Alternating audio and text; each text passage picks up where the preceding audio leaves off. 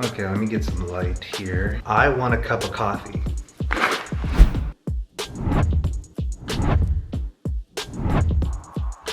Are you wondering how I filmed this?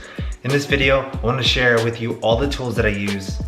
So first, this is my area. What I'm gonna do right now is clean up. A majority of the things that we typically record, we wanna have a clean environment. So that's why we wash our dishes, clean off the countertops. We live in a beautiful apartment that has a white interior, so there's gonna be a lot of great light bouncing all over the place. You're gonna see me setting up my Godox, my C-stand, and my softbox with some sandbags. I also have 2 newer LED lights. All this equipment you'll be able to find in the links down below or in my bio.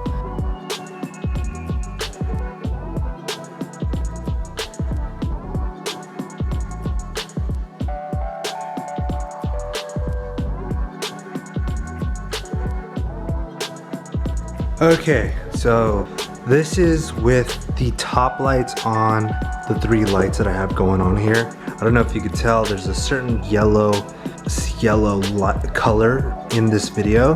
That's because of those lights. So my goal is to bring in these lights and to make everything white by having all white lights. So now you can see that there's more of an even look all throughout the kitchen. I'll be using 2 Sonys, A7S2. They're an older model, but I really love these cameras because the capabilities it has with low light. For my A angle, I'll be using a 25 to 78 millimeter Tamra lens. So here you're gonna see me setting up my shot. It's a lot of back and forth, walking to the kitchen, back to the camera. I'm really looking for a nice angle, but like everything else, the more you practice, the better you become. So what I've done here is I have this Atomos Shinobi, I think it's a 5-inch screen connected to the camera. And then I'm gonna use a wireless mic and then mic myself up. I have 1 light here. I have 2 lights bouncing off this white wall. And I have this giant spotlight bouncing off that wall, and you'll be able to see the image. Testing 1, 2, 3. Right now I have it on autofocus. I'm hoping that I don't have to go back there and manually focus and adjust because that would suck. But today we're gonna be talking about, today I really wanna share how I could,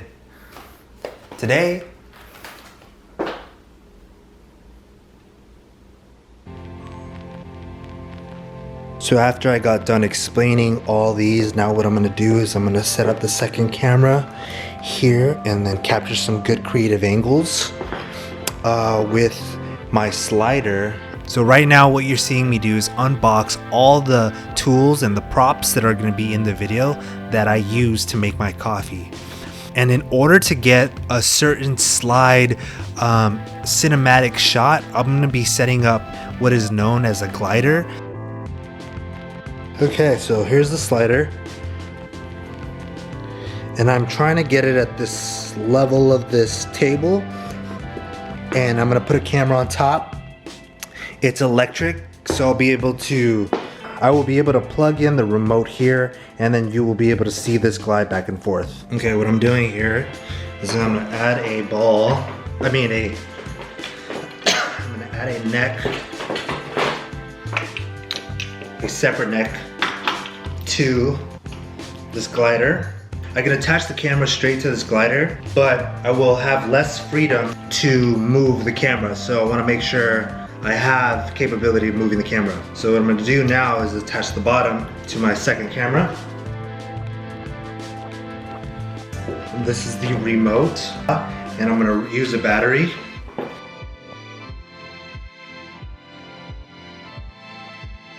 Okay, so this is the final setup for the slider. As you can see, I placed the 85 millimeter lens on this Sony, and it's gonna just be sliding back and forth. It's gonna make for a great cinematic shot. It'll be capturing a smooth image, and I'm gonna use this image as I'm talking.